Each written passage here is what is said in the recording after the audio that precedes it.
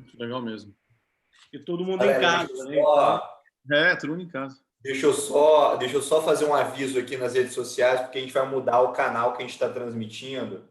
A gente está transmitindo da XP, mas eu vou transmitir do Furla News, o nome do canal, o Chain. Ô, louco! Aí sim, hein, Furlan? Porque o da XP, o Benny está usando. Dá só um minutinho, eu vou só avisar a galera aqui.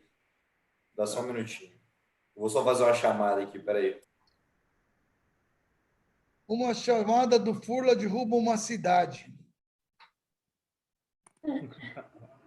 Exatamente.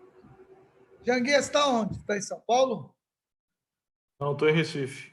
Ah, tá certo. A família aqui. Muito legal. Aí tá tranquilo? Já teve casos aí de... Não, tranquilo não está não, né? Já tivemos vários casos confirmados.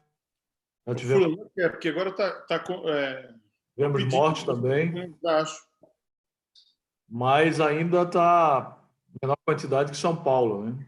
São Paulo realmente está...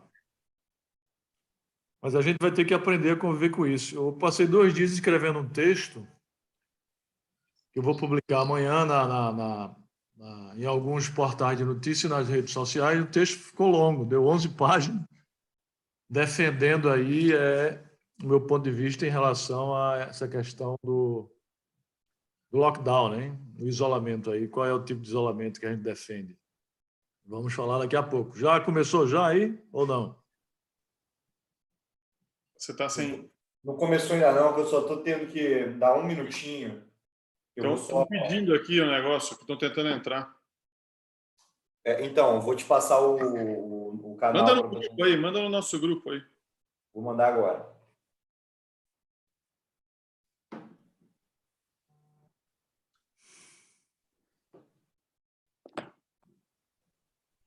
Já está em Ribeirão?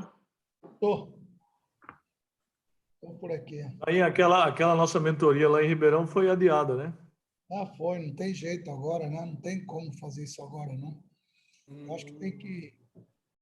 Eu estou bem otimista, né? Vamos ver se final de abril, começo de maio, a gente faz. Eu também sou um eterno otimista e acho que vão achar uma eficácia de medicamento logo, logo. Eu acho que estão usando esse próprio medicamento aí da área, né? Eu acho que estão usando aí em diversos pacientes e eu creio que estado aqui com alguns infectologistas, inclusive da nossa universidade, da nossa faculdade de medicina, eles têm tido confiança nesse medicamento. Eles acham que vai ter uma resposta muito eficaz. Então, a partir do momento que tratarem muita gente com esse medicamento e der certo, aí eu acho que o pânico diminui, né? O medo diminui. Isso aí. Eu acho que... São 19h04, né? Já tem aí 432 pessoas já. Não, mas tem muita gente que entra pelo YouTube, não é isso? Isso, tem no YouTube também. O problema é que o Benny do Private, ele marcou um webinar no mesmo horário, então ele acabou complicando aqui a gente. Eu botei no meu canal agora. Mas manda aqui no nosso grupo para eu colocar aqui, porque senão eu não vou conseguir. Ó, pode colocar agora. Ah, pronto. Quer dizer que não é esse não que a gente está fazendo? Não, esse aqui a gente vai dar. A gente só vai transmitir por outro canal do YouTube, tá? Mas a gente tem que sair daqui, é? Não. Isso aqui é o seguinte. Se Então você mandou para algum colega teu para poder entrar via só mandar, YouTube, né? é só mandar o link de novo, tá? Então... Vou só... Tem muita gente que mandou para os colegas. Peço desculpa porque houve uma confusão de horário na grade do YouTube da XP e tinha outra pessoa usando o canal no mesmo horário. Então... Mas os próximos vão nesse aqui mesmo.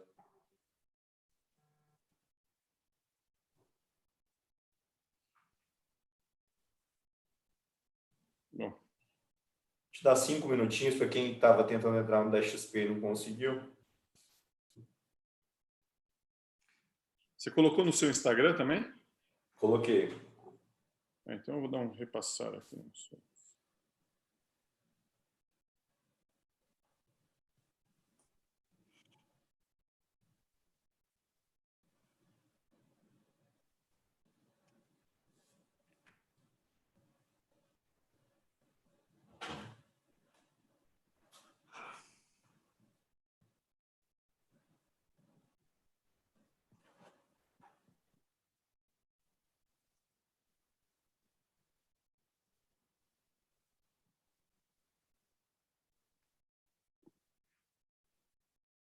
Você colocou no... O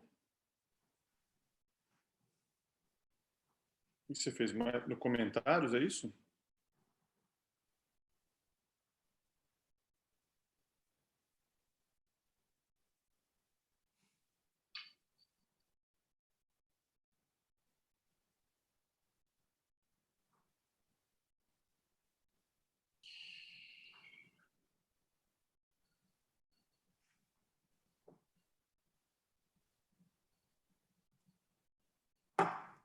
Já passei também.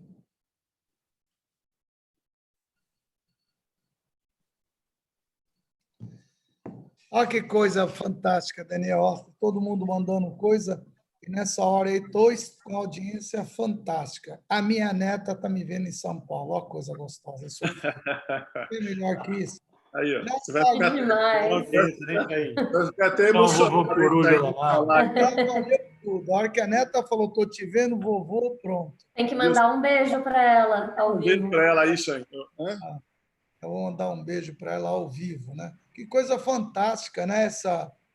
Esse meio de comunicação que está se criando até por necessidade, por obrigação, não é? A ocasião faz as coisas acontecerem. A gente tem que estar atento. É uma pena que o Brasil ainda não tem um 5G, né? Enquanto na China já se fala em 6G, não temos 5G. Mas, sem dúvida alguma, esses canais vão dar problema para as TV tradicionais. Eu não tenho dúvida. E alguns já têm dado, né? Então, realmente, tô achando muito bom. Furla, acho que o seu tá no mudo aí, Furla. Eu acabei de postar nas redes sociais um novo canal, e aí vocês puderem repostar lá para a galera ver, porque Coloquei também. Parando nas listas de WhatsApp aqui também. Não, é bom que a gente também já centraliza nesse aí. O Chain falou que ele vai me dar um programa de TV lá na TV dele, o Janguier. É? O salário é bom pra caramba. Janguê sempre, né? Mas, cara, ó, com essa metodologia aí, eu acho que muita coisa vai mudar nesses meios de comunicação. Pode apostar. Isso vai forçar que todos se movimentem, né? Tem que ter muita gente ainda que não tem condições de ter acesso a isso, né? Mas na hora que tiver, tchau. Por lá estamos aqui disponíveis. Mais 530 pessoas. Só um segundinho. Estão perguntando se não tem Instagram. Por que não tem Instagram? Não entendi. Não dá para... Tá transmitindo no Instagram, né? O pessoal está perguntando se você tem Instagram, o Chain. Se você tem Instagram. Se eu tenho, não. Ó, querem seguir tuas dicas lá no Instagram. Pois é. Só vamos seguir da Betina aí, que é melhor. Furla. Ou do Furla, né? Também, Furla News. Fantástico. Você pega de manhã, às 5 horas da manhã, acorde bem informado com o Furla te mandando. Todas as capas de jornais, o que está acontecendo no mundo, como é que está o mercado internacional, quer dizer, você nem acorda direito, você já tem tudo na palma da mão. Eu acordo cedo, né, Chain? 5, não, você acorda às 4. Então, tem uma galera aí perguntando, né, como é que está o link não está? Não. Não, agora é o seguinte, vamos começar, pessoal, porque até em respeito a quem entrou, a gente só teve esse probleminha aí com o YouTube da XP, que eu achei que a gente ia conseguir transmitir mais, o nosso private, o head do private, o Benny, que vocês conhecem bem, ele estava batendo um papo com o Xavier, que é o gestor da SPX, ele se estendeu. Então, eu já joguei aqui para o meu, a gente faz aqui mesmo. E... Vamos lá, vamos lá. Gente, obrigado. Obrigado mesmo por vocês estarem comigo aqui. Eu estou nessa batalha aqui, junto com todo o time da XP, de tentar promover discussões e temas relevantes aí para a economia, juntando pessoas do meu relacionamento pessoal, amigos, que são, para mim, grande referência no que fazem, né? Então, hoje a gente está aqui com grandes executivos do setor de educação e pessoas que eu admiro. A ideia é a gente começar um pouquinho a falar sobre história de vida pessoal, depois a gente passar um pouquinho sobre o que vocês estão vendo da crise. Tem uma pergunta que eu queria fazer, que é sobre o setor de educação, obviamente, e junto comigo está o Marco Túlio, que é meu sócio lá na XP, da área comercial e institucional, e a Betina, que é a nossa sócia também, que é da nossa área de análise, tá? Eu queria que vocês se apresentassem um pouquinho. Eu vou começar, obviamente, com o Chaim, Janguier, e aí depois a gente passa para você e para Daniel. Então, a gente vai fazer assim. Primeiro, os mais sábios e mais experientes. Na verdade, Janguier, eu estou pensando o seguinte, deixar só o Chaim falar e a gente só escuta, porque esse aqui que sabe muito. Exatamente, concordo. Pode deixar. Ele é deles mais velhos, viu, Janguier? Mas vamos lá. Chaim, me fala um pouquinho de vida pessoal antes. É verdade essa história que você começou como porteiro de colégio e hoje é um dos maiores empresários do setor de educação? Essa história realmente tem circulado na internet eu tive a oportunidade, sim, de começar trabalhando dentro de uma escola, uma oportunidade de atuar na portaria, como diz antigo Bedel, e naturalmente não fiquei ali, fui aproveitando ver como é que a escola funcionava, como é que era professor, como é que era uma secretaria, e aí por diante, quando eu tive uma oportunidade de montar meu primeiro cursinho, eu vou resumir, do resumo. Tive a oportunidade de montar um cursinho, daí do cursinho a coisa decolou quando eu tive a oportunidade de partir para Ribeirão Preto, tive também a oportunidade de adquirir uma escola lá, tradição, com 50 anos de tradição, que é o COC, daí do COC, que tinha 1.800 alunos, transformamos ele na potência que é hoje. Ali abrimos capital, fomos para o mundo inteiro, e antes disso passei por diversos segmentos, objetivo. Maior aprendizado foi com o Digênio, lá no Objetivo, que eu transformei, levei para Araçatuba, e dali também Objetivo Coque, e hoje nós estamos aqui tendo a oportunidade de ter dois profissionais como esse do nosso lado. Essa é a sua vida. Tá bom, o Furla? Tá bom esse resumo? Foi bem breve mesmo, hein? Foi bem breve. Eu quero ver se o Janguier vai ser breve assim. Mas a gente pensa que é fácil assim, né? Foi bem breve. O Chaim está escondendo o jogo, Janguier. É verdade. O Chaim tem muito mais história. Mas tem muito mais história. A história dele é extraordinária, eu conheço a história dele, tenho uma satisfação, a felicidade de tê-lo no meu hall de amigos e quero cumprimentá-los, né? Cumprimentá-los a todos, Rafael, o Chaim, meu grande amigo, o Daniel, meu amigo e colega também, o Márcio Ribeiro aí, e a moça, como é o nome dela, que está aí na... Betina. E também os 584 pessoas que estão nos assistindo aqui. Dizer que é uma satisfação estar aqui para que a gente possa contar um pouco da nossa história e falar um pouco sobre educação, sobre empreendedorismo, sobre superação de adversidades, principalmente no momento de maior adversidade da vida, né? Eu acho que ninguém na história, ninguém na sua existência passou por uma adversidade tão grande quanto essa que a humanidade está passando. Mas, para falar um pouco sobre a minha história, eu vou resumir também. Quero dizer que sou um sertanejo, né? Nascido numa pequena cidade da Paraíba, Santana dos Garrotes, não tinha nem no mapa, né? Porque era distrito, e filho de pais que não tiveram a oportunidade de estudar. E, quando eu tinha 6 anos, meus pais, fugindo da seca, se mudaram para o Mato Grosso, para Naviraí do Mato Grosso, e foi lá que, aos 8 anos de idade, eu montei meu primeiro empreendimento, uma caixa de engraxate, Rafael.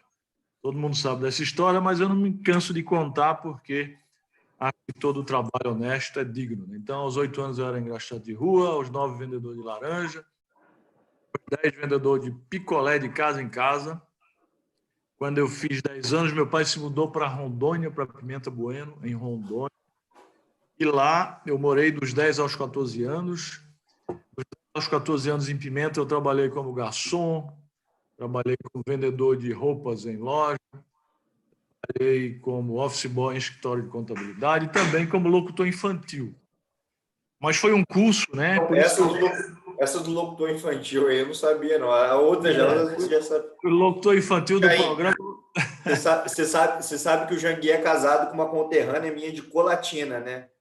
É mesmo, é? É, que Pimenta Bueno tem muito capixaba que foi para plantar café em Rondônia. É verdade, é verdade. O cultor infantil é demais. Foi que a educação muda a vida de todo mundo, né? Isso aí. Por isso que nós estamos nela. E foi um curso que mudou a minha vida, que foi o curso de datilografia que eu acho que todos nós fizemos. Na época não tinha computador, né? Quando eu tinha 14 anos, eu terminei o primeiro grau lá em Pimenta Bueno, não tinha segundo grau, né? Que é o ensino médio. E aí meu pai queria que eu fosse trabalhar de agricultor, mas eu queria estudar, eu queria mudar de status quo, aquela vida difícil de pobreza. E aí eu peguei minha mala e me mandei para Recife. Um tio meu que era advogado, e foi exatamente o curso que salvou a minha vida, porque ele, quando eu perguntou se eu sabia fazer alguma coisa na vida, eu sabia datilografar muito bem, muito rápido. Até hoje eu datilografo, eu digito no computador muito rápido, porque tinha feito aquele curso. E aí ele me deu um emprego, tinha várias secretárias datilografando, dedógrafos, e eu consegui datilografar muito rápido. Foi aí que ele me deu um emprego. E aquele emprego, graças a um curso, mudou a minha vida, a minha história, meu destino. Foi aí que eu fiz direito, me formei em direito. Depois fui juiz federal, fui procurador do Ministério Público, fui juiz, aliás, fui professor da Universidade Federal. E montei o meu primeiro empreendimento formal, que foi um cursinho para concurso, a origem de tudo, a origem do meu empreendimento, que foi o Birô Jurídico, que era um curso para concurso, onde no início só eu ensinava. Eu era eclético, eu ensinava 5 matérias, sozinho. O cursinho foi crescendo, eu convidei outros colegas magistrados e cheguei até 1.000 e poucos alunos. Foi aí que tive a ideia de criar a primeira Faculdade Maurício Nassau, em Recife, e criei a primeira faculdade em 2003. Depois fui criando outras em outras cidades, fui comprando outras, e hoje é o Grupo Ser Educacional, graças a Deus, um dos grandes grupos, juntamente com os grupos dos meus colegas aí, de Chaim, de Daniel, um dos grandes grupos educacionais do Brasil, que tem o objetivo de ajudar o povo brasileiro a se qualificar, ajudar o país a se desenvolver, porque a gente sabe que um país, para sair de um estágio de subdesenvolvimento para desenvolvimento, só através da educação, a educação do seu povo, desde a básica após superior. E nós estamos fazendo a nossa parte, não, Daniel? Não é isso, Chaim? Exatamente. Queria lembrar que nós temos hoje no ensino superior 8.300.000 alunos, por exemplo, e 76% deles estão no ensino privado. Mesmo assim, nós só temos 17% da população com a idade universitária, que é a população de 18 a 25 anos no ensino superior. Imagine se não tivesse instituições de ensino privada. O Brasil não pode prescindir das instituições privadas. O Brasil não pode prescindir dos colégios privados também para poder educar o seu povo. De forma que eu fico muito satisfeito em ter criado um grupo que hoje é um dos maiores do Brasil e está ajudando o Brasil a se desenvolver. E, com certeza, eu vou continuar nessa luta aí, oferecendo educação para o povo brasileiro e fazendo a minha parte. Obrigado, Jangui. Daniel Castanho, e a história da Anne? Então, bom, primeiro, prazer enorme estar aqui. Já te parabenizei pela iniciativa, né, dos outros debates e também desse debate aí com o Chaim, com o Jangui, com vocês, Betina, Marco. Eu já nasci, eu brinco que eu já nasci dentro de escola, né, porque eu sou de Sorocaba, meu pai é diretor da escola, né, então tinha escola e eu brinco, meus almoços e jantares era sempre sobre educação. A gente sempre discutia sobre educação o tempo inteiro. E ao mesmo tempo, eu acho que meu pai e a mãe tiveram um conceito, né, que eu sempre falo que eu vivi no mundo da abundância, mas eu falo da abundância, a abundância é diferente de excesso, né? O excesso gera escassez. Então, a abundância é o seguinte, pode sonhar grande, pode tentar fazer alguma coisa, sempre com um espírito empreendedor. Entrei na faculdade, já tentei abrir uma franquia da Subway aqui no Brasil na época. Depois fui trabalhar com internet, morei fora, fui trabalhar com internet. Durante a faculdade também assumi o Varanda em São Paulo.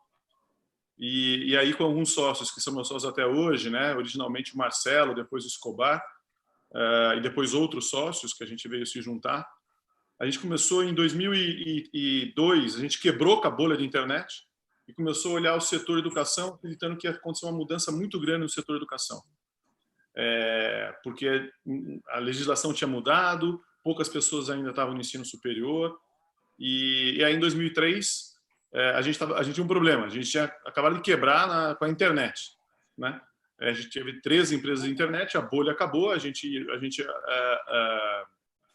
quebrou, mas tínhamos ali um grupo de pessoas muito boas e estávamos trabalhando com consultoria na área de comunicação na época, numa editora, numa gráfica, numa empresa, enfim, de promoções. E aí a gente acabou comprando a Una em Belo Horizonte. A Una, quando a gente assumiu, ela faturava 30 milhões e devia 35, devia 5 para a agiota. E a gente nasce falando assim, olha, educação é igual médico, né? Você sempre vai buscar o melhor que você pode. Então, a gente teria que fazer o melhor que a gente pudesse, né? Com a mais qualidade possível, enfim. E esse foi o DNA da Ânima, desde o início. Depois a gente assumiu a Unimonte em Santos, em 2006, também numa situação super complicada. Depois o UniBH em 2009. Depois a HSM, a gente abre capital em 2013. Depois a São Judas, a Sociesc, a Uniage, enfim. Aí a Unisul, a Unicuritiba agora recentemente, a Le Cordon Bleu. Agora, eu acho que a gente trabalha com o que há de mais nobre no ser humano, que é a capacidade de sonhar, né? A capacidade de querer aprender, de querer se desenvolver, de querer ser alguém, de querer fazer diferença no mundo. E este momento que a gente está vivendo, né? O Chaim falou, o Janguier falou, é um momento ímpar na história da humanidade, a gente nunca passou por isso. Mas eu acho que é um momento que a gente tem que refletir um pouco sobre como que estava a nossa vida até agora, entendeu? A gente estava trabalhando a semana inteira que nem um louco, atrás de resultados, aí chegava no final de semana, você reunia seus amigos, o tempo que você tinha, você ficava no celular, ficava na televisão. Eu acho que esse é o momento da gente repensar. E da mesma maneira que todo mundo tem que... É uma pausa que a gente está dando, quem sabe um privilégio para que a gente possa repensar. É muito ruim, né, o que está acontecendo, mas tentando enxergar o lado bom, eu acredito que a gente não vai...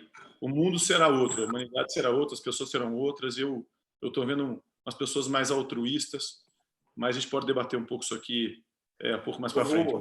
Eu vou deixar a Betina e o Marco perguntar, obviamente, também, mas eu estou curioso aqui. Queria perguntar a esse amigo meu mais experiente. Chaim, você já viu uma crise desse tamanho, onde você tem problema da oferta e na demanda ao mesmo tempo, um negócio que eu fico brincando aqui, parece que você estava andando na rua e caiu uma bigorna na sua cabeça e você não... É uma coisa assim, ninguém não tinha como se preparar. Não tinha como antever uma crise dessa. Não, realmente, eu tenho um termo que diz que é na paz que você se prepara para a guerra, né? A gente está sempre preparado porque vem pela frente. E, de fato, isso é uma guerra, né, que está acontecendo. Agora, por outro lado, naturalmente, a gente já tinha uma estrutura, e temos uma estrutura já preparando, não para uma eventualidade dessa, já preparando, pensando na tecnologia, inovação para o futuro. Esse ensino à distância, ele ainda não chegou na educação básica, mas que é utilizado em curso superior para que o aluno tenha um respaldo e um recurso, né? Quando você tem uma escola igual a Concept, totalmente voltada em cima do aluno, do perfil do aluno, um trabalho com os alunos, transformando aqueles meninos em líderes, naturalmente o contato com os profissionais, o dia a dia com os colegas, é fatal. Então, é diferente quando você fala superior e de educação básica, os meninos precisam ter convivência. Então, é muito difícil você conseguir fazer o que um professor, um profissional e aquela interação com os alunos. Mas, enfim, realmente, respondendo diretamente à tua pergunta, nunca imaginei na minha vida que fosse enfrentar, sermos derrubados assim por um vírus, né? Um vírus esse, mas, por outro lado, está nos trazendo aí muitos aprendizados, né? Para que nós possamos estar atentos ao que pode vir pela frente. Eu não esperava, realmente não esperava isso, mas estamos, a nossa estrutura está preparada e está atuando junto às famílias, aos alunos, desde o infantil até o curso superior, hoje, dando um respaldo para todos. Janguier, e aí, você? Pois é, Rafael, eu, desde que me entendo por gente, já vi muitas crises, né? Crises econômicas, crises de saúde, mas nada que pudesse afetar toda a humanidade. Isso nos faz refletir a nossa insignificância perante o universo, né? Nós somos um instante, no instante podemos não ser nada, né? Porque nós somos seres muito insignificantes perante esse universo infinito. Quando a gente constata que o ser humano, um único ser humano, foi infectado lá nos confins da China, numa cidade lá na China, e essa pessoa que poderia sofrer as consequências individualmente afeta os mais de 7 bilhões de seres humanos do planeta e quase não, todos os países do mundo. Isso é muito profundo para que a gente possa refletir, para que a gente possa analisar a importância do ser humano na Terra, a nossa existência enquanto ser humano, para que saibamos que nós somos gente e para sermos gente precisamos de gente, que saibamos que o mundo não é uma ilha, né? Que a gente tem que estar sempre pensando no próximo, para que a gente não seja egoísta, para que a gente não seja arrogante e prepotente, para que a gente caia na real e saiba que nós podemos ser um instante, no instante nada, e que o inimigo pode surgir de forma invisível e pode nos colocar numa terceira guerra mundial, como estamos. Acho que nós estamos numa terceira guerra mundial, onde o inimigo não é aquele inimigo conhecido, físico, tátil, em que a gente possa combater de frente a frente, mas o inimigo em que a gente tem que se esconder, tem que evitar ele para que não nos ataque, tem que ficar escondido, tem que ficar isolado, como estamos hoje, milhões de pessoas no planeta, bilhões de pessoas no planeta.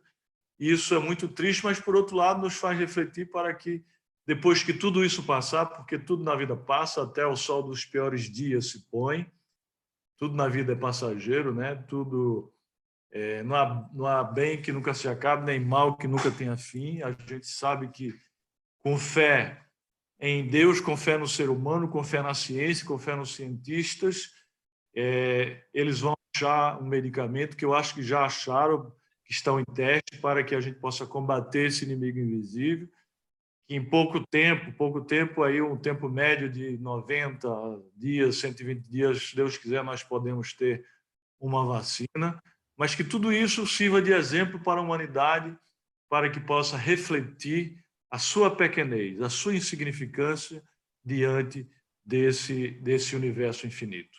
Você acha, então, que essa crise trouxe para a gente uma lição de humildade, então, né? Um pouco disso. Claro. Não adianta dinheiro, não existe diferença entre quem tem dinheiro, entre quem não tem dinheiro, porque quando os hospitais, lá em Nova York, por exemplo, muita gente tem dinheiro, mas quando os hospitais entram em colapso, não vai ter diferença entre a pessoa que não tinha dinheiro e a pessoa que tem dinheiro, porque vai faltar hospital, pode faltar equipamento. Então, isso serve para que a gente reflita profundamente acerca da nossa existência. Obrigado, Janguier. Daniel, o que você aprendeu até agora nessa crise? Assim, eu acho que quando a gente passa por um momento traumático, né, a perda de alguém, um acidente, uma doença na família, uma doença em você, é um momento que a gente para rever, para repensar, para rever as nossas atitudes, nossos valores, entender como a gente estava vivendo. Eu acho que, e aí fazendo uma analogia, eu não acho que uma coincidência, né? O Janguier estava falando isso.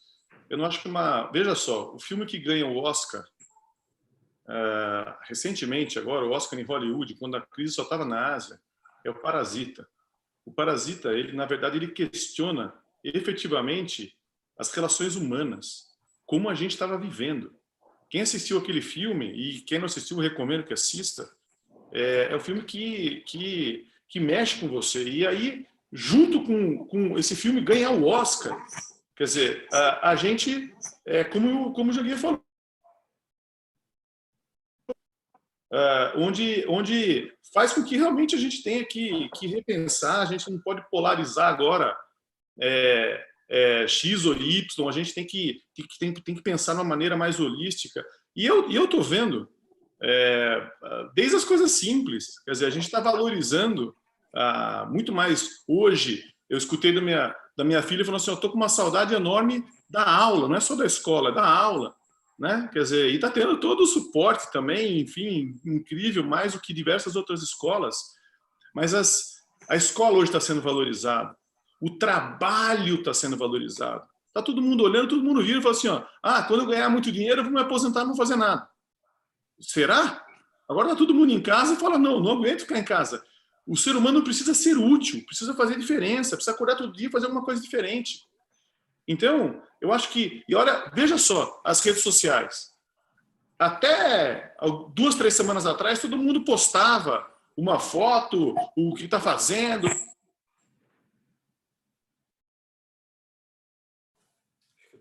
Acho que travou o Daniel, hein? Vocês estão me escutando bem? Você eu estou, Daniel estou. Eu acho que o Daniel travou. O Daniel travou. Então, Betina, já vamos perguntar aqui até o Daniel voltar. Tá, vou até puxar um gancho de tudo que vocês falaram. A gente está vendo muitos desafios, né, em diferentes setores e também uma mudança das pessoas e no perfil de consumo e o jeito que as pessoas estão pensando de tudo. Então, eu queria saber, até entrando um pouco mais no micro, né, do setor de educação, quais são os maiores desafios que vocês estão vendo nesse momento e quais são as medidas que vocês estão implementando para assessorar os alunos e os professores nesse momento, para dar continuidade nas aulas e também pensando até na cabeça dessas pessoas, né? Como fazer para que continue funcionando bem, tanto para os alunos quanto para os professores. Daniel, a gente voltou aqui, a gente já aproveitou. Betina, se puder repetir a pergunta, Sim. e depois a gente passa para você de novo, Daniel. Daniel, eu entrei um pouco até mais no micro aqui, vocês falaram bastante de toda essa mudança que a gente está passando, né? Inclusive mudança no consumo também, como as pessoas querem consumir as coisas. E a minha pergunta é, quais são os maiores desafios que vocês estão vendo no setor de vocês hoje? Acho que tem alguns pontos positivos que é justamente a tecnologia, né? E a opção que hoje a gente tem de ter aula online, que se fosse anos atrás seria mais difícil. Mas quais são esses desafios e como que vocês estão fazendo de medidas para ajudar tanto os professores quanto os alunos nesse momento? Quem começa? Já que o Daniel entrou no final, ele responde. Vai, Daniel. Bom, assim, vamos lá. Aqui a internet caiu aqui falando de tecnologia, né? Já que você está falando de tecnologia. O que a gente fez, na verdade... Só porque eu elogiei, né? Só porque eu elogiei. Pois é. Não sei até a outra vez o que eu estava falando, até onde vocês escutaram ou não, enfim. Mas em relação especificamente ao que a gente está fazendo, né, o que a gente fez dentro da Ânima, a gente tem... nossa educação é híbrida, né? Então todo mundo a gente já tinha... A gente fala, não é EAD, né? Eu falo assim, a educação presencial com alta tecnologia. Eu estava conversando outro dia, eu falei assim, olha, essa questão da educação à distância ou presencial... Vocês estão me escutando bem agora? Estamos bem. Essa discussão entre educação à distância e presencial, eu estava fazendo um Zoom com uma pessoa, e falei, olha, isso aqui que a gente está fazendo é considerado à distância. Se você faz aula com 4.000 pessoas, é considerado presencial. Sendo que você nem tem um contato. Então, hoje, efetivamente, eu falo que no Brasil não não existe... só tem o ensino à distância. O que a gente tem que mudar é efetivamente ter o aprendizado com o uso de tecnologia. Essa grande mudança que vai acontecer no Brasil. E sempre tinha uma certa resistência em relação ao EAD e tudo mais. Eu acho que este momento, seja nas relações nas escolas, né? Ou seja, inclusive nas relações de trabalho, a gente agora nunca mais vai voltar 100% todos os dias a trabalhar. Com certeza vai ter um dia de home office e tudo mais que a gente aprendeu que funciona. E quem sabe, inclusive, seja mais produtivo. Agora, o que a gente fez na Ânima, a gente fez uma parceria com a Vivo, então a gente deu 5 GB de internet para todos os alunos, né, que tinham telefone Vivo ou que podiam comprar, enfim. Aí eles puderam assistir da casa deles, a gente subiu todo o conteúdo, ele tem todo um conteúdo que ele tem acesso, e à noite, no horário de aula mesmo, ele está tendo aula, porque a gente também fez a mesma coisa com os professores, então o professor está dando aula da casa dele para os nossos alunos.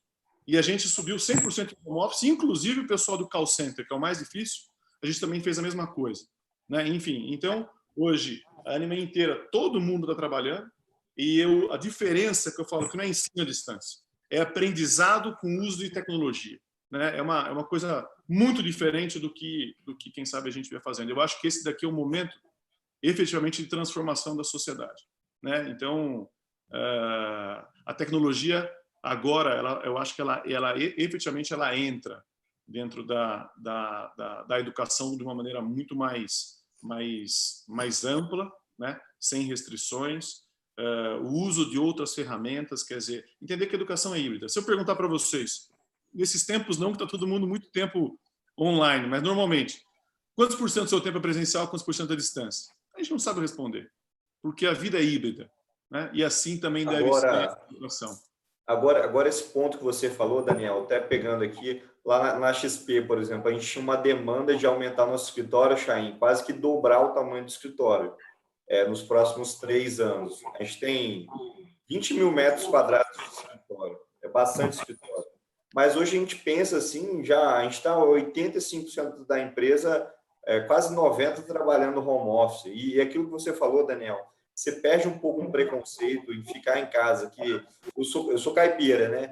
E caipira, às vezes você está em casa, parece que você está à toa, mas eu estou trabalhando muito mais em casa do que quando eu trabalhava só no escritório. E o home office, um negócio que eu aprendi muito, viu, Jangueira, nesse home office é o seguinte, ele te dá muito tempo para focar nas coisas, você acaba se concentrando mais, então tua produtividade a gente até mediu, Betina, a produtividade de algumas áreas da XP, de TI, principalmente desenvolvimento. O cara fica em casa, o feedback assim, pô, eu tô em casa lá trabalhando, e não tem ninguém para poder me perguntar, para poder me incomodar, eu acabo produzindo mais. Então, acho que a gente vai ter aí, e aí pegando, assim, já entrando na pergunta da Betina, eu acho que a gente vai ter novos hábitos pós-coronavírus para tudo no país.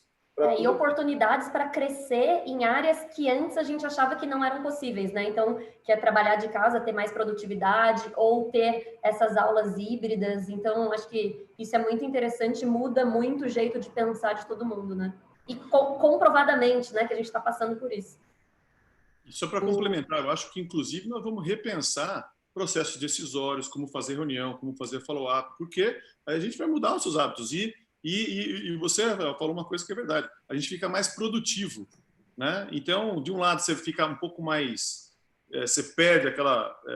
você tem que fazer... O trabalho será híbrido, né? Eu acho que assim como a escola também será híbrida.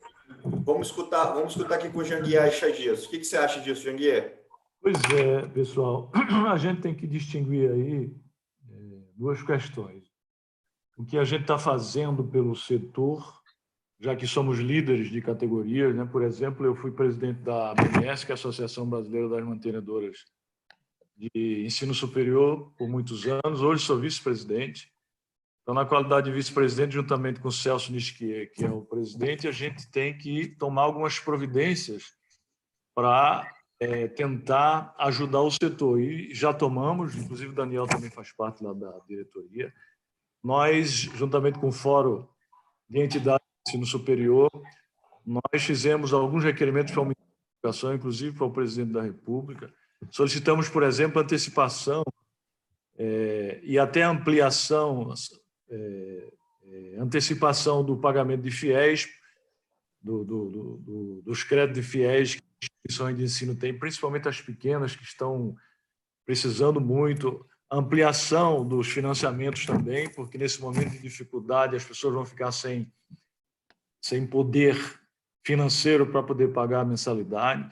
Solicitamos também, junto ao Ministério da Educação, ao próprio Ministério da Fazenda, diferimento dos encargos e impostos para que as instituições de ensino possam diferir, possam prorrogar os impostos e encargos que elas vão dever e devem, para que possam pagar posteriormente sem juros e sem multa. Solicitamos também a ampliação dos prazos regulatórios, né, porque os prazos estão correndo, principalmente de reconhecimento, de autorização, de renovação de reconhecimento dos cursos das instituições de ensino.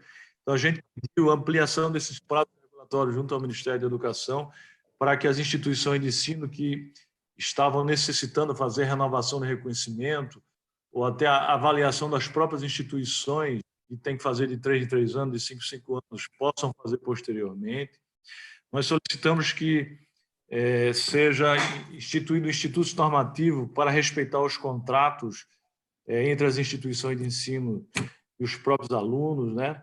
A flexibilização das próprias aulas através de tecnologia, que foi dito por Miguel aí, inclusive por força de nossos pleitos, a gente conseguiu algumas portarias flexibilizando, inclusive em nível de medicina, né?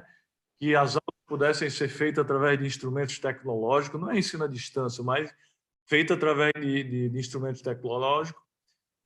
No ponto de vista do empreendedorismo nacional, eu sou presidente do Instituto Êxito de Empreendedorismo, do qual vocês são, Chaim é fundador, Daniel, vocês são conselheiros. Nós também fizemos requerimento ao presidente da República para que este possa tomar algumas atitudes para evitar a quebradeira geral, como, por exemplo, a suspensão dos contratos de trabalho e pagamento de seguro-desemprego. Por conta talvez, de outros requerimentos também, foi expedida a medida provisória 927 pelo presidente da República, que permite a antecipação das férias, que permite a realização, colocação de férias coletivas, o diferimento de FGTS. Então, nós, como líderes de categorias, eu no setor da educação e também do empreendedorismo, como presidente do Instituto Êxito, tenho procurado tomar algumas atitudes para que possa diminuir um pouco, né, as consequências dessa grave crise econômica que surgiu em decorrência dessa crise de saúde, que em decorrência desse inimigo invisível que é o vírus. Em relação ao nosso grupo, né, que é mais individualmente, no Grupo Ser Educacional, a gente também tomou inúmeras atitudes. Graças a Deus, há 2 anos a gente vinha efetivando uma verdadeira transformação digital no Grupo Ser Educacional, fazendo com que o Grupo Ser Educacional passasse de ser uma empresa educacional transmissora do conhecimento para ser uma empresa de tecnologia fomentadora do conhecimento. E as consequências da pandemia do vírus, do coronavírus, na Ser Educacional e em qualquer outra empresa do mundo, são de mudanças profundas e irreversíveis na cultura, no comportamento, na forma de trabalho, no ensino e também na aprendizagem. Do nosso lado, por exemplo, os investimentos que fizemos nos últimos anos no projeto Ser Digital, né, nós contratamos há 2 anos a Accenture, foi muito útil agora, né? Colocamos rapidamente todo o nosso centro administrativo em home office e adaptamos nosso modelo de ensino à nova realidade. Mas nós sabemos que parte da mudança, dessas mudanças que foram implementadas, serão irreversíveis. Hoje, todos os nossos alunos, quase 200 mil alunos, estão tendo aulas em casa, não é ensino à distância, são aulas ao vivo oferecidas pelos professores, em tempo real, com interação dos alunos, graças a essa preparação que nem imaginávamos que fosse precisar com tanta veemência como estamos precisando agora. Todos os nossos quase 200 mil alunos, inclusive de saúde, estão tendo aulas em casa. Mas, e os colaboradores também estão trabalhando, a maioria deles, home office também. Deixa eu até pegar esse ponto agora e jogar para o Chaim, que é uma pergunta que eu tenho aqui do Elian Wang. O Elian, ele é de um fundo da Quest Investimentos, que é um fundo grande aqui em São Paulo. E, Chaim, ele perguntou como é que faz EAD ensino básico? Como é que você consegue interagir com as crianças? Você é muito forte em ensino básico, o seu grupo. Ensino superior, a gente entende que parece que é bem factível imaginar, né, um aluno de direito, de administração, ter uma carga bacana e grande de EAD, mas como é que faz com a criancinha que está no primário? Muito boa essa pergunta. Os Travas, inclusive, estou dizendo que o EAD chama ensino aproximação digital. Agora, gente, é o seguinte, essa pergunta é fantástica porque a gente está falando no EAD, nosso maior problema é a ansiedade dos pais. Os problemas são os pais ansiosos que estão em casa, que estão em home office, que é obrigado, que deveria aproveitar essa oportunidade para estudar com o filho, a oportunidade de pegar na mão do filho, começar a aprender o que aquela professora está falando, deveria ter a oportunidade de ver que tem coisas e coisas. Nós não fizemos, nunca pensamos em fazer um EAD para ensino fundamental para as criancinhas, porque entendemos que eles têm que ter convivência. A situação nos forçou, não só nós, professores, tem alguém que aí comentou, olha, tem um monte de perguntas aqui, lamentavelmente não dá para responder, porque nós estamos aqui para falar de educação, não especificamente sobre um grupo que fica pedindo redução em mensalidade e assim por diante.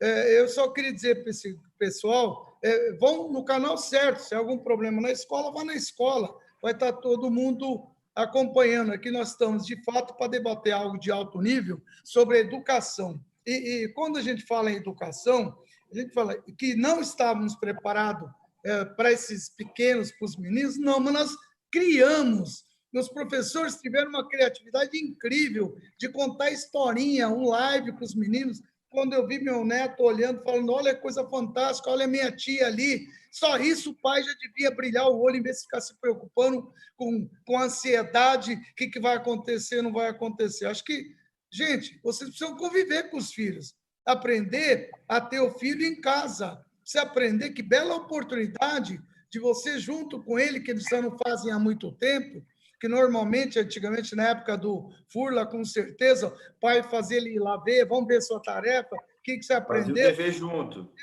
Vamos lá, vamos fazer junto, não sei o que. É que hoje a educação é diferente. Os meninos são outros. Os meninos hoje são verdadeiros líderes. Aproveita o potencial desses meninos. São esses meninos que vão virar o mundo. São esses meninos que vão virar o jogo. Ao ponto de uma menina de 16 anos colocar o dedo no nariz do maior autoridade do mundo, que é o presidente, cobrar dele sobre o meio ambiente. Esses jovens precisam ter isso, precisam ter educação. Não ficar se preocupando como é que estou ensinando, não estou ensinando. De qualquer maneira, eles já são digitais. Eles estão mais preparados que nós todos juntos. Não é o adequado, não estamos falando da EAD para crianças, para jovens fundamental. É diferente do Jangueiro Daniel, que eles se prepararam muito bem para isso, porque já é adulto, né? Estamos aprendendo junto com vocês, estamos aprendendo junto com os pais em ensino à distância, enquanto os professores estão em home office na casa deles, se dedicando, preparando aulas. Dizer que está tudo preparado é mentira. Nós estamos, sim, dando conteúdos, criando conteúdos, tínhamos, sim, material pronto para o ensino médio, terceiro ano e cursinho. Esse é perfeito. Mas o nosso material hoje não é só material impresso, apostila tal, é soluções educacionais. Dentro deles tem vídeo, tem todo tipo de interatividade, mas não pensando que fosse dar um ensino à distância para crianças e assim por diante. Agora, diante dessa ocasião, vamos repensar, assim como bem colocou Daniel Janguier, é uma oportunidade da gente ter aprendizado o que nós podemos fazer, por exemplo, para esses pais ansiosos, de repente dar uma palestra para ele, como é que ele tem que se comportar, comportamento de pai e filho, como é que ele deve agir nessa situação. Não adianta, nesse momento, todos têm que ter calma, todos nós passamos por situações iguais. O único que não pode sofrer as consequências são os colaboradores. Esses, sim, têm que ser preservados, esses nós temos que dar maior apoio, esses têm que estar aí aptos a fazer a educação e aptos a estarem falando com os alunos dele. E isso nós estamos fazendo. Pode não ser o melhor do mundo, confesso, o Daniel acabou de cair a internet dele. Nós estamos num país, infelizmente, tecnologicamente, está zero à esquerda. Deixa muito a desejar e nós estamos fazendo tudo que é possível para poder atender essa ansiedade. Então, respondendo à pergunta dele, Furla, estamos fazendo tudo que é possível com live, com aulas, criando aulas, para poder atender, desde o mamando até caducando. Bacana, bacana. O Chaim, na verdade é o seguinte, essa crise, nem os empresários estavam preparados, nem as pessoas, nem o governo. A gente está vendo uma série de medidas sendo anunciadas. Semana que vem, que a gente escutou, deve ter um anúncio grande. Mas hoje de manhã eu estava com o secretário Bruno Bianco, que foi uma das principais peças na reforma da Previdência, um cara muito, muito, muito consistente, técnico, né? E, assim, a grande realidade é que ninguém estava preparado, e a reação, eu acho que todo mundo está reagindo até rápido demais, dado a velocidade dos fatos, né? Então, como é que você adapta um sistema de ensino para a criança? Como é que você consegue fazer um atendimento online de investimento? Como é que você consegue vender um produto que você vendia na loja via plataforma? Então, assim, todo mundo se adaptando. É óbvio que os ânimos estão à flor da pele, né? Então, é um ambiente muito tensionado.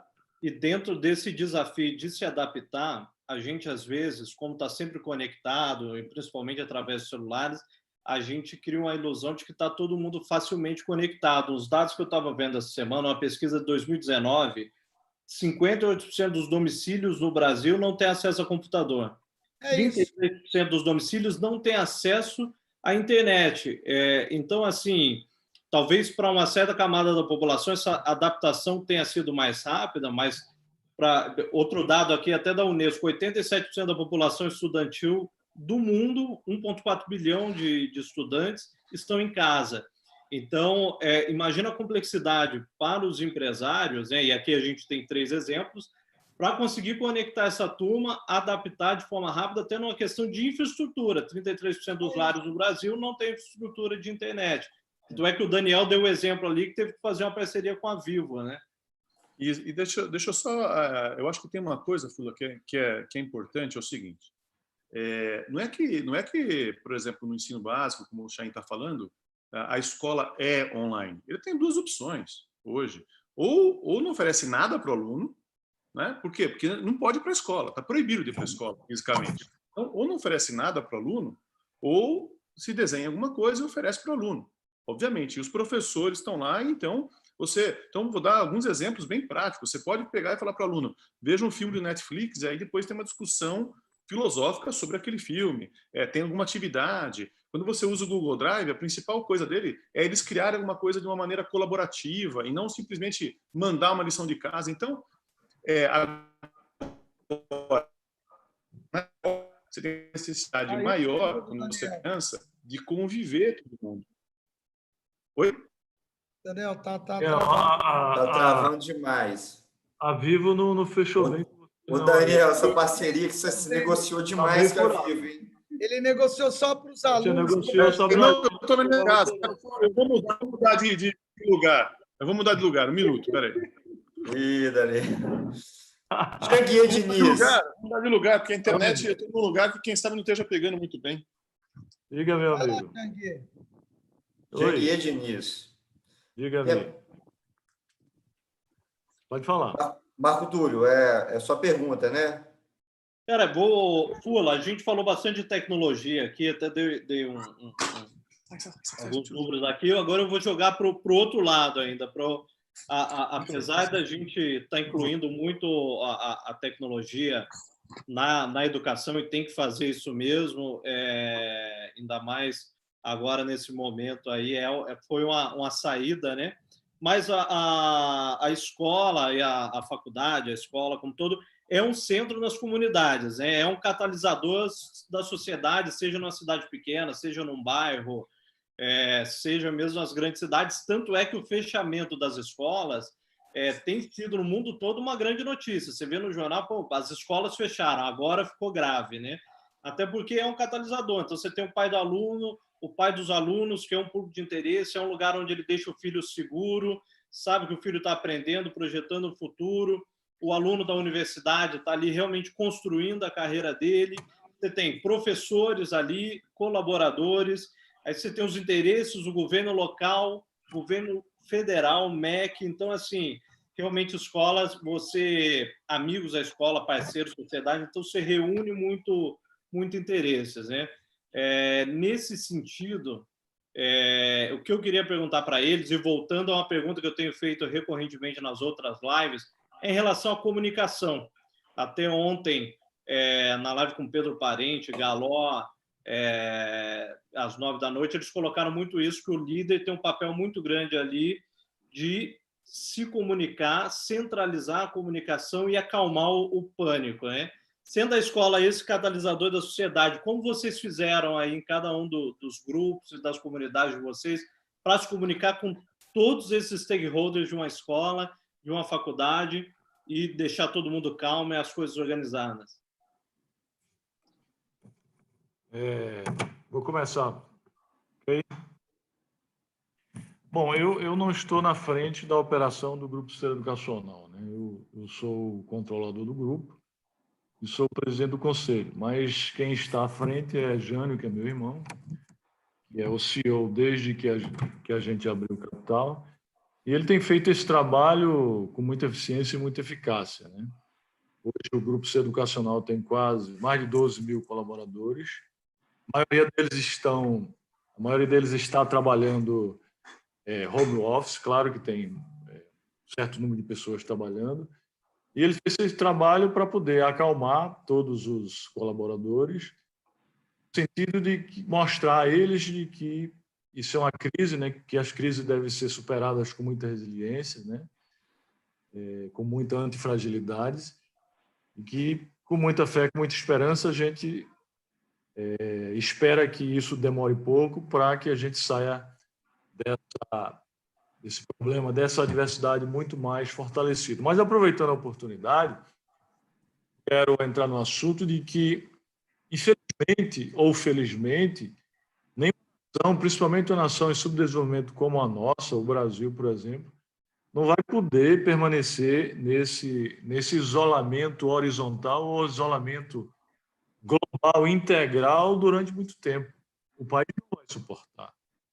Eu estava escrevendo um artigo, passei 2 dias escrevendo, amanhã eu vou publicar, ficou até longo, né? Fiz várias pesquisas, com vários textos que vi no mundo inteiro, e vou defender aqui que é importante fazer um isolamento, mas é importante que esse isolamento, neste momento tão difícil, seja um isolamento chamado isolamento vertical, aquele isolamento onde se isola as pessoas que mais precisam, que podem ser afetadas, que já ficou comprovado cientificamente que são as pessoas mais idosas, acima de 60 anos, e as pessoas detentoras de algum tipo de doença pulmonar, cardiovascular, câncer, ou alguma doença grave ou doença imunodeficiente.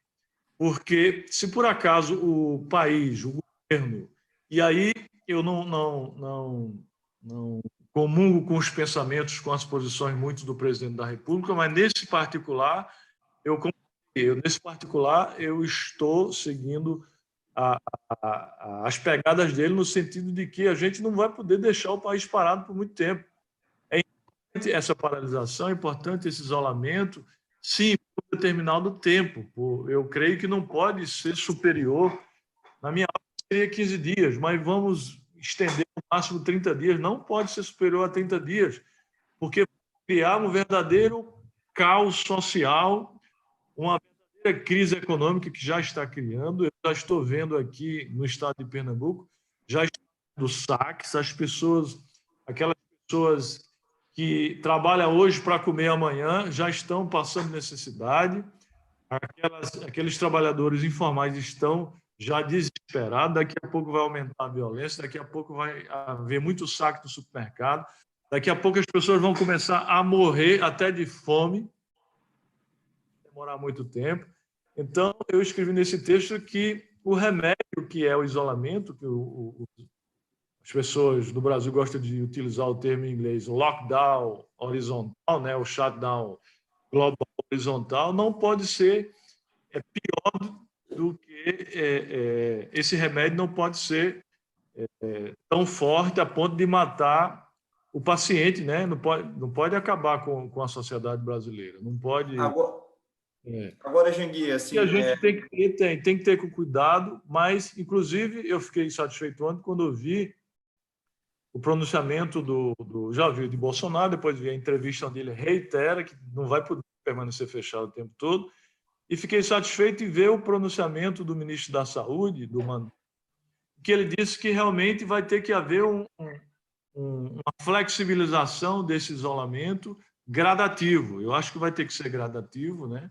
Não pode ser abrupto, mas já ficou comprovado que os jovens, as crianças, a taxa de letalidade é muito pequena e que, inclusive, cientistas, especialistas do assunto médico, dizem que 50% da população vai ser infectada e a maioria deles não vão sentir nada.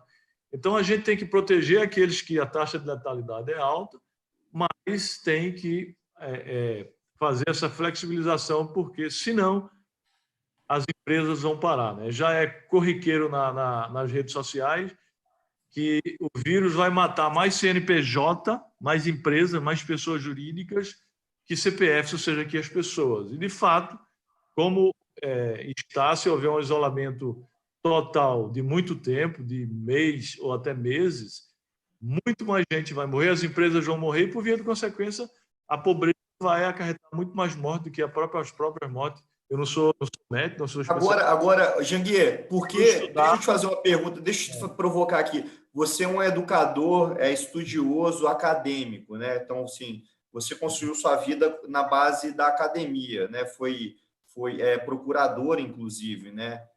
Juiz, se eu não me engano. Você estudou e estuda muito, né? Então, eu acredito que valoriza muito o conhecimento técnico, né? Agora, eu queria te perguntar por que nenhum país do mundo adotou essa técnica do isolamento vertical. Bom, ainda não adotou, mas vai adotar, né? Eu tenho E aí o Brasil vai ser o pioneiro nisso? Não, eu não acho que o Brasil deva ser o pioneiro. Eu só estou defendendo que isso não pode durar por muito tempo, principalmente em países subdesenvolvidos como o nosso, porque vai ser muito pior.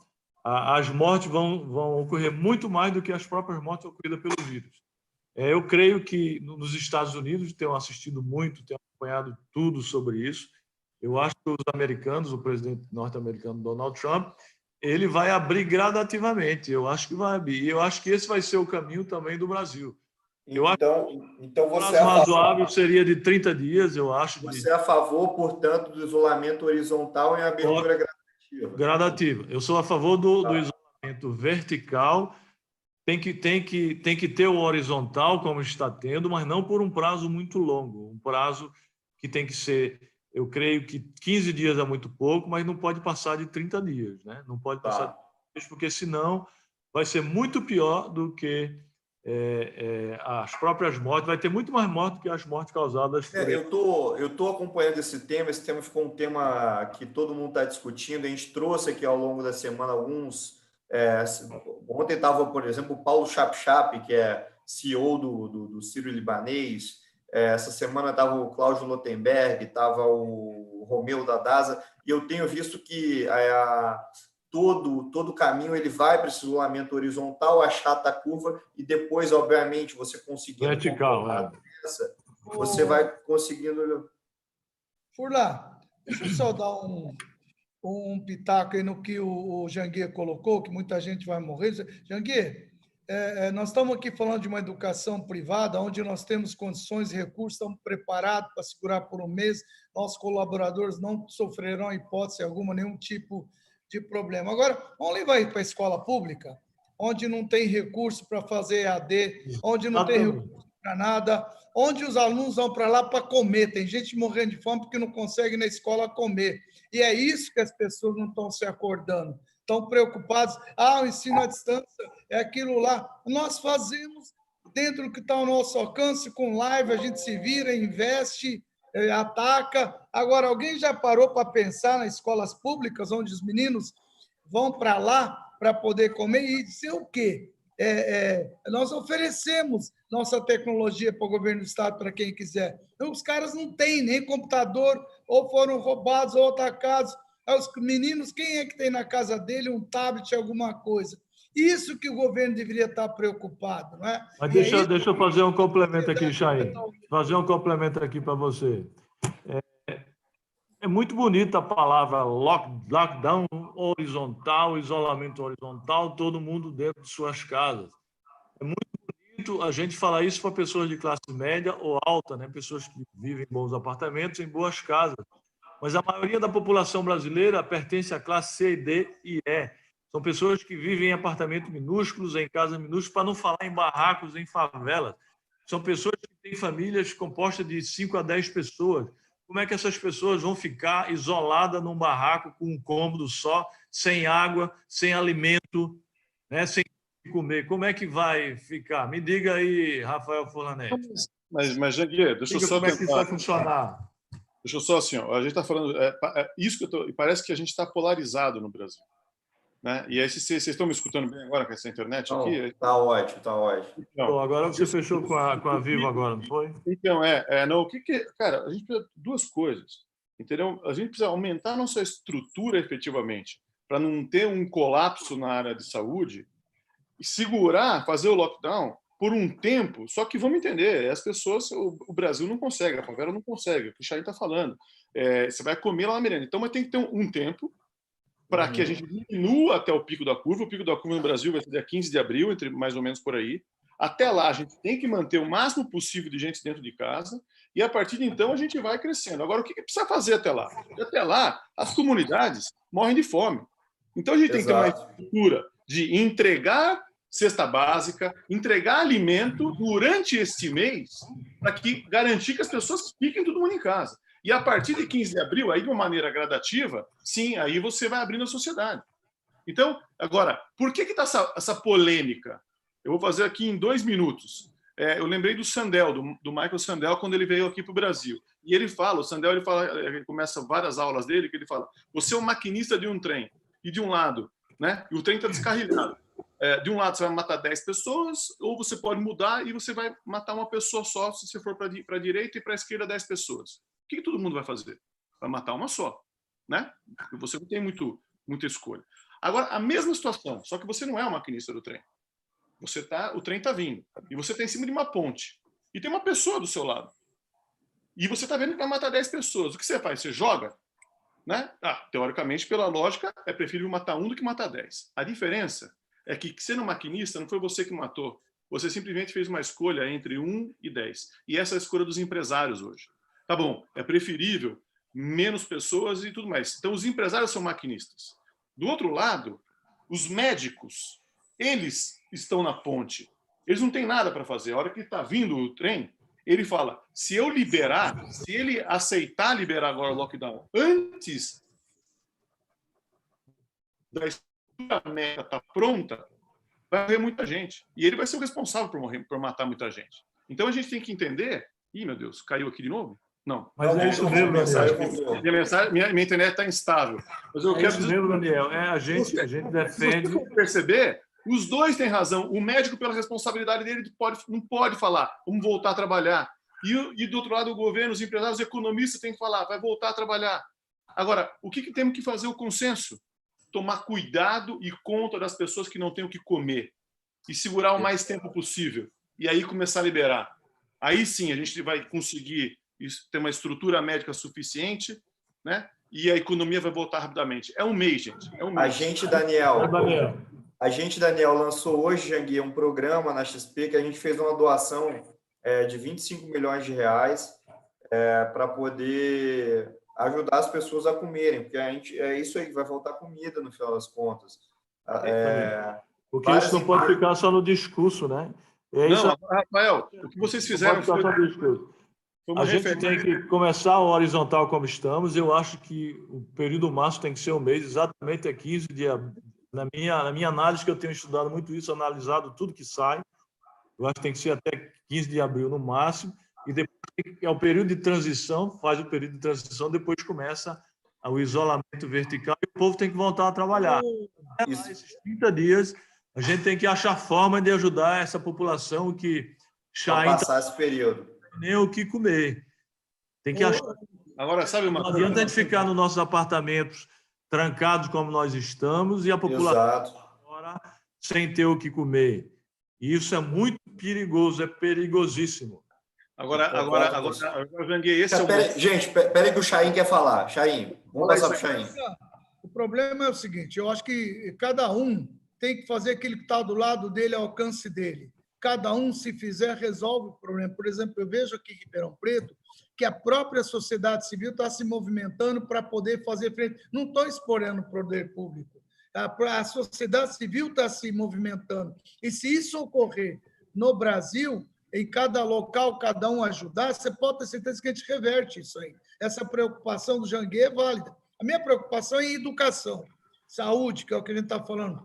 A educação, preocupação que isso está acontecendo nas escolas, que não tem, está preocupado, esses meninos não têm comida em casa, nem na escola que eles tinham. Como é que eles vão ter aula e ensino à distância?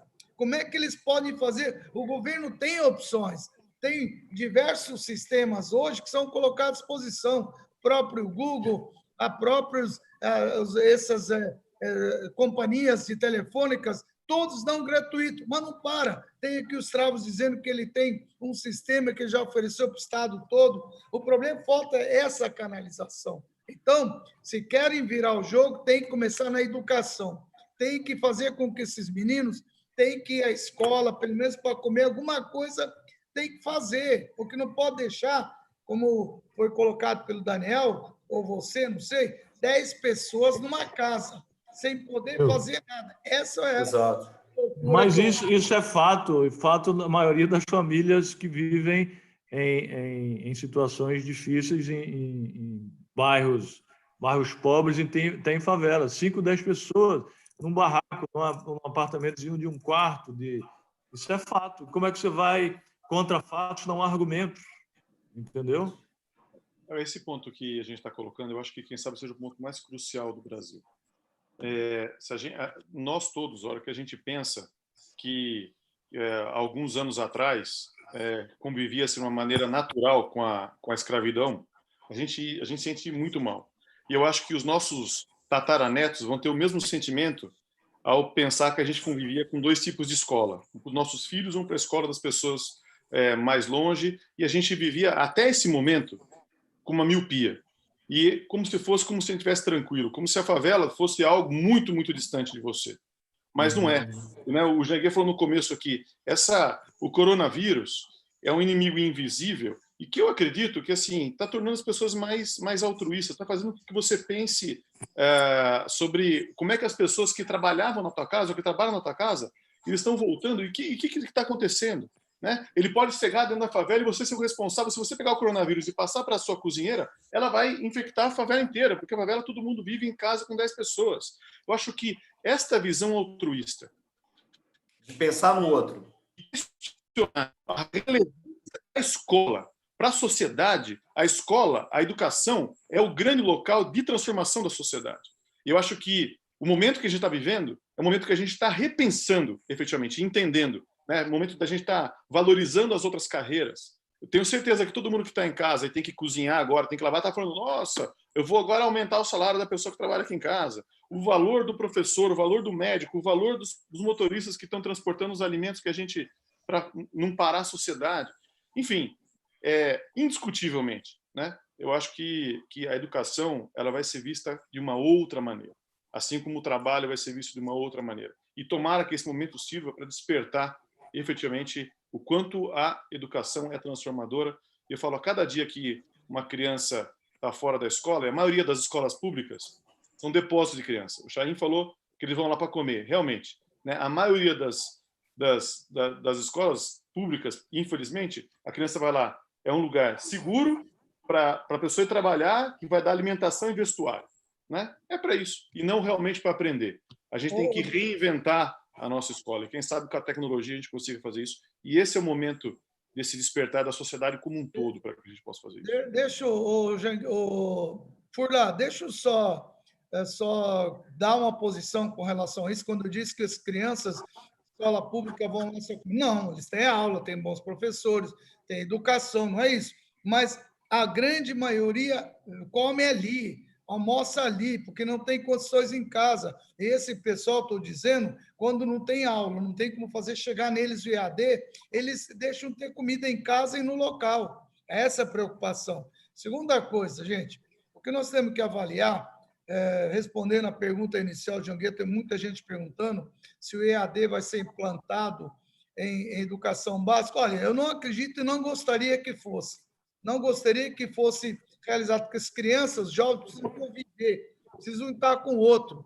EAD foi feito para aqueles que podem estudar à distância. Pelo menos agora, hoje, as crianças eles já são hoje sozinhos, quando ficam em casa, já pegam um tablet, já ficam ali o dia inteiro, computadores, têm que conviver um com o outro. Não creio na educação, ensino fundamental, pode ser que no ensino médio, cursinho, tal, vira, mas não é adequado. Pode ter um complemento, pode ter algo a mais, aproveitar a lição para isso. Mas eu não gostaria imensamente de ter que educar crianças por ensino à distância, não. Apesar que aproxima ou não aproxima, eu gostaria que eles tivessem convivência deles, que eles tivessem os amiguinhos para brincar, já que os pais não ficam em casa. Sim, pode ter complemento, e vamos se adequar para isso. Hoje somos obrigados a fazer isso, mas não é a nossa opção, não. Até porque nós queremos formar líderes. E isso é CONSP, isso é o nosso MEPOBER, isso são as nossas escolas no Brasil inteiro, que a gente responde por mais de 200 mil alunos. Não é essa a proposta. Nós queremos transformar esses jovens em futura liderança do mundo. Muito bem, Chaim. É importante nessa fase de formação mesmo esse contato para a pessoa se desenvolver até no aspecto de liderança, né? Como é que você vai ser um líder sem convivência, né? Acho que a convivência virtual, ela hoje está suprindo momentaneamente o que a gente não pode fazer. Fula, essa questão de ensino à distância, o próprio nome vai mudar muito. O ensino não vai deixar de se chamar de ensino à distância, vai ser ensino tecnológico, ensino virtual, com a utilização de instrumentos tecnológicos. As pessoas vão estudar onde estiverem e também vão à escola ou ao ambiente escolar para se socializar, para fazer aulas práticas. Daqui para frente, principalmente por conta, já vinha acontecendo no passado, mas agora vai se apressar muito mais rápido. Daqui para frente, o ensino vai ser totalmente híbrido mesmo. E a gente está tendo experiência agora que isso é plenamente possível. As pessoas podem estudar onde quer que estejam, onde estiverem, com a mesma qualidade ou até com mais qualidade, já que elas têm que ser proativas para estudarem sozinhas. E vão ter que ir à escola também para se socializar, para se integrar, para terem aulas práticas. Vai ser isso daqui para frente, vai ser um novo mundo, especialmente na educação.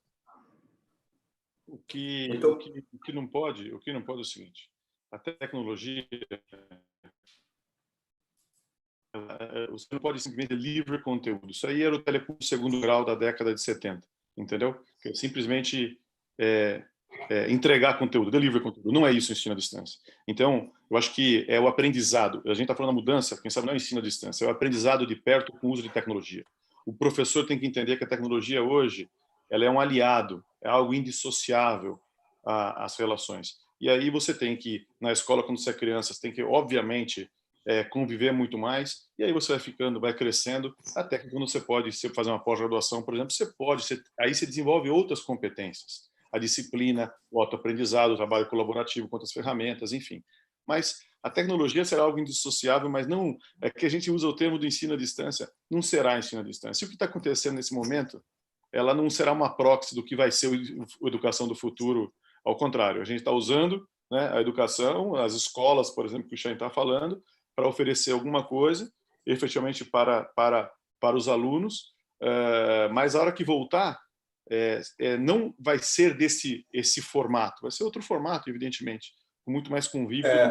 Mas Daniel, por favor, Chaim. O formato ideal é o híbrido, gente. Claro. O formato ideal é o híbrido, né? Você tem que adequar pela idade. O que é para uma criança de 1 ano, 2 anos, 5 anos, 8 anos. É que nós estamos falando aqui de coisas diferentes, né?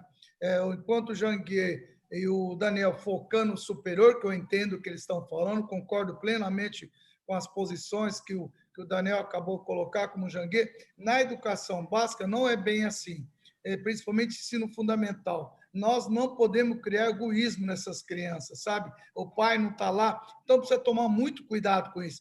Híbrido, sim, ali ele vai estar um período com os colegas, o outro vai ter um complemento em casa para ele fazer com o pai, com a mãe, e até pode ser uma professora orientando, vai mudar muito, mas não da maneira com que todos pensam. A gente vai tirar muitas lições aí pela frente. O híbrido realmente é uma coisa fantástica para isso.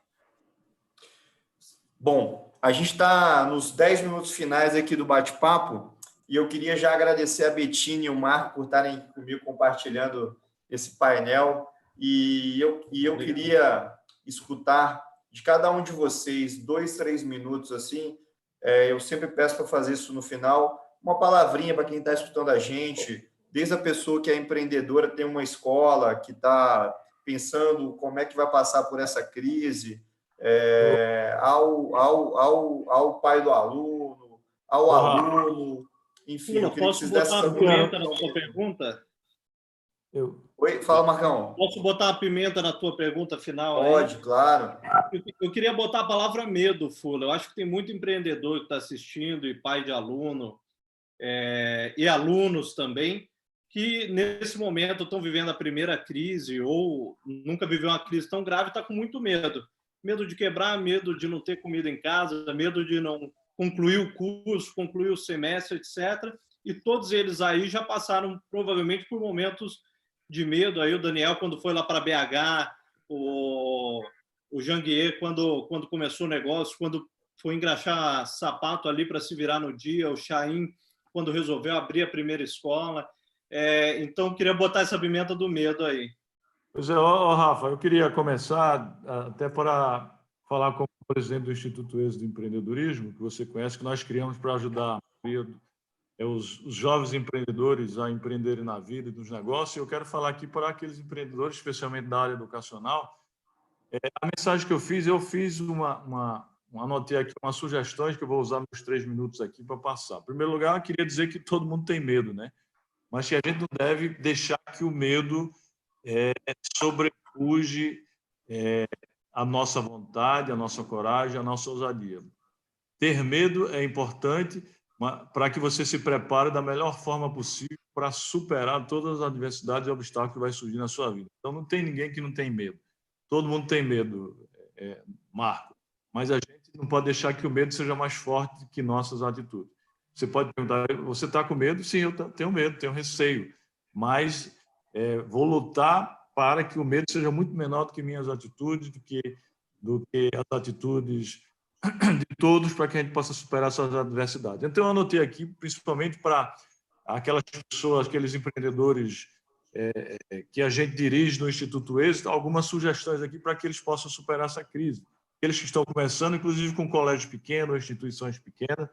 A primeira sugestão é que eles têm que ter consciência da gravidade da situação de saúde econômica que nós estamos passando e vamos passar, né? Tem gente que está ainda achando que é brincadeira, que não deve ter tanta preocupação. O problema é muito grande, mas temos que ter força para superar. Primeiro, tem que ter consciência da gravidade. Segundo, o pequeno empreendedor ou empreendedor, ele tem que cortar custo. A qualquer custo tem que cortar custos, né? Corte todas as despesas extras nos próximos meses. Só gaste com o que for estritamente necessário. É importantíssimo preservar o caixa a qualquer custo, pessoal. Uma empresa sobrevive sem lucro, mas jamais sobrevive sem caixa. O momento é de sobrevivência. Após a pandemia, teremos uma grave crise de liquidez. E eu sugiro até que aquelas pessoas que têm fatura de cartão de crédito possam antecipar tudo rapidamente. Outra sugestão é cancelar todos os novos investimentos. O consumo irá retrair e o faturamento despencar. Guarde os recursos para as dificuldades que virão e a gente acha que vai vir muito. Gerenciar com rigor seu fluxo de caixa, né? O capital de giro será escasso e caro. Então, aqueles pequenos empreendedores têm que gerenciar com muito rigor. Prorrogue todos os pagamentos que puder, fornecedores, impostos, bancos, etc. Aqueles que puder, claro. Pague apenas quem for essencial, como empregados, fornecedores essenciais, etc. Veja a questão do diferimento do FGTS por 90 dias da atual medida provisória 927. É importante que você jogue o FGTS para frente e difira. Faça adesão aos prazos de prorrogação das parcelas dos empréstimos bancários, que estão surgindo aí, vão surgir muito, principalmente governamentais, é uma linha muito barata. Busque linhas de crédito, porque vai precisar, principalmente as de longo prazo, que o governo está criando e vai criar. Aproveite a medida provisória 927, dê férias individuais e coletivas para aquelas pessoas que podem ser dadas. Renegocie aluguéis e demais contratos, nós já estamos fazendo isso no nosso grupo. Suspenda alguns contratos que forem suscetíveis de serem suspensos. Crie estratégias alternativas de vendas de produtos ou serviços, porque está tudo parado, a gente tem que pensar utilizando exatamente, especificamente, a internet e as redes sociais. E, por fim, a mensagem que eu quero deixar: tenha disciplina, determinação, persistência, paciência e, sobretudo, muita fé, que a gente vai passar por tudo isso, e sairemos muito mais fortalecidos, se Deus quiser. Obrigado, Janguier. Obrigado. Bom, vou passar para o Daniel e para encerro com o Chaim. Daniel. Ótimo. Eu acho assim, efetivamente na crise não, mas no desafio que a gente tinha na UNA, no UniBH, porque a gente assumiu 5 meses atrasado de salários, professores em greve, várias situações complexas. O que a gente fez é ter muita transparência, né? E eu acho que a gente tinha uma vantagem, porque como a gente estava entrando numa instituição que estava complicada, estava falida, eu não tinha sido responsável, nós não tínhamos sido os responsáveis por aquela crise.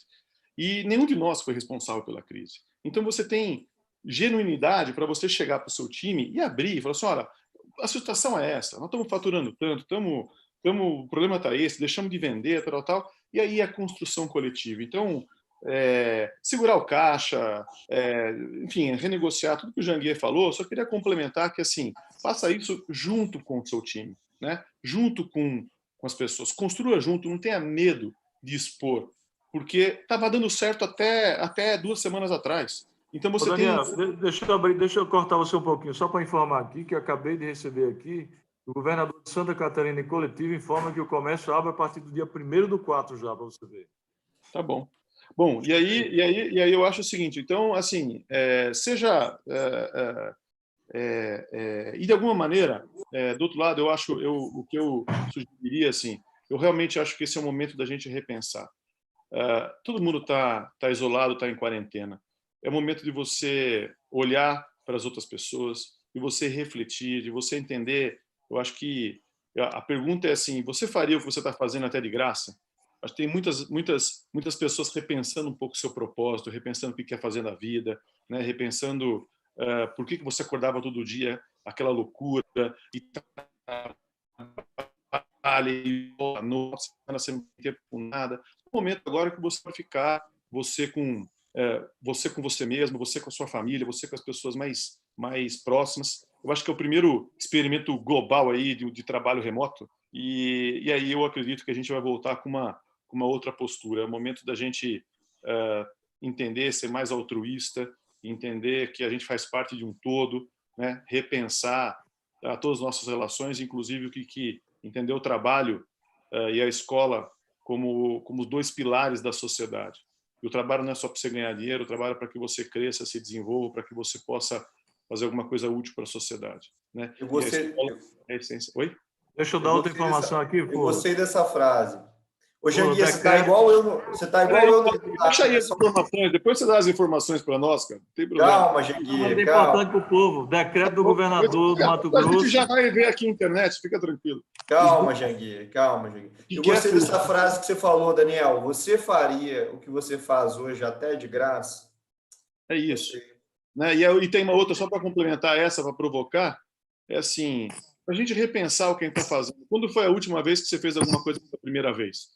Né? Então, se você não está trabalhando e fazendo alguma coisa diferente, entendendo o trabalho, e a hora que eu falo do trabalho e da escola, é que, para mim, o trabalho nada mais é do que um lugar para que a gente continue aprendendo, para que a gente continue se desenvolvendo enquanto pessoas, enquanto de uma maneira coletiva e tudo mais. Então, eu acho que a gente vai rever né, a maneira, o que a gente está fazendo para aprender, para evoluir enquanto ser humano. Então, assim, é um momento, o medo, não tem problema, o medo ele é bom desde que ele não te trave, né? Então, repense o seu negócio, repense o que você está fazendo, repense esse momento, junto com o seu time, seja criativo, enfim, eu acho que é isso. Eu acho que Obrigado. é o momento da gente refletir bastante, inclusive repensar a sociedade que a gente estava construindo até agora, né? Obrigado, Daniel. Vamos escutar agora nosso líder, Chaim Zahé. Furla, eu queria deixar algumas situações muito transparente e claro como eu sou. Eu vi diversas perguntas de pais, de alunos, inclusive de uma das minhas escolas, querendo resposta. Desculpa, nós viemos aqui para debater educação. Esse canal não é para a escola tal. Eu acho que eles deveriam procurar os diretores locais, com certeza vão ser atendidos. Lamento que utilizem desse expediente para tentar falar, até porque não dá para falar com todo mundo sobre isso. Segunda coisa, quando eu disse sobre escola pública, quer dizer, não é tom de crítica, pelo contrário, o secretário de Educação aqui, que foi o ministro Osiel, faz um trabalho maravilhoso no estado de São Paulo. Ele tem se empenhado, inclusive, em trazer tecnologia, inovação. O problema é que não há estrutura, a burocracia. O que eu estava colocando ali, tem jovens que vão ali principalmente para comer. Tem aula, claro, mas para comer. Terceira coisa, eu acho que esse negócio de ter medo, quem se propõe a ser um líder, a montar um negócio, uma estrutura que é ainda mais nobre como a educação, tem que ter medo de nada. Eu acho que ele tem que estar preparado. Ele tem que estar preparado para isso. Claro que nunca se esperaria uma situação dessa, mas tem que ter criatividade agora. Cria atividade. E nessa crise é o famoso, tira o S e crie. Tem que criar, que é o que nós estamos fazendo. Nós estamos tendo criatividade, estamos criando nossos professores, colaboradores, dedicados, fazendo tudo aquilo que não se esperava para a pré-escola, infantil, é tudo que nós estamos adequando, adaptando, porque a gente já tem. Então, desculpa, mas medo não é uma palavra que a gente devia ter no momento. Nós temos que mostrar firmeza, segurança para os nossos colaboradores, para os pais dos alunos, dar segurança que nós estamos realmente tranquilos com o que nós estamos fazendo, exatamente para não passar pânico mais que ele já tem em casa. Temos que transferir isso de alguma maneira. Então, entendo que nós temos aí. Hoje a gente consegue, do Canadá, no MEPOBER, profissionais dando consultoria e dando treinamento para professor. Isso EAD ajuda muito.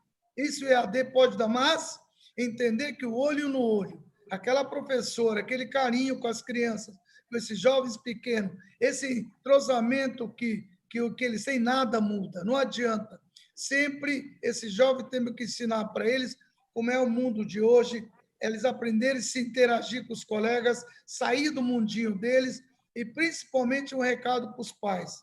Aproveitem esse momento, pais, avós, que vocês estão em casa, curtam mais seus filhos, pega na mão dele, mesmo que não adianta botar aula o dia inteiro para vocês, achando que está numa sala de aula normal. Tem que ter tempo para a convivência da criança. Então, entendam, vocês dedicaram a educação dos seus filhos para educadores.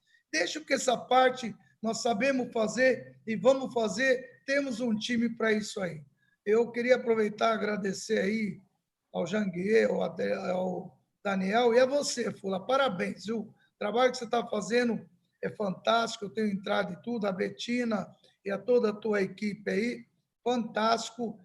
Desculpem se nós não atendamos a expectativa do que, às vezes, as pessoas que entraram queriam um debate sobre educação, não é em uma hora e não é também com tantos assuntos no momento desse que a gente pode falar de educação, falar da coisa mais nobre do mundo, que é educar o filho dos outros.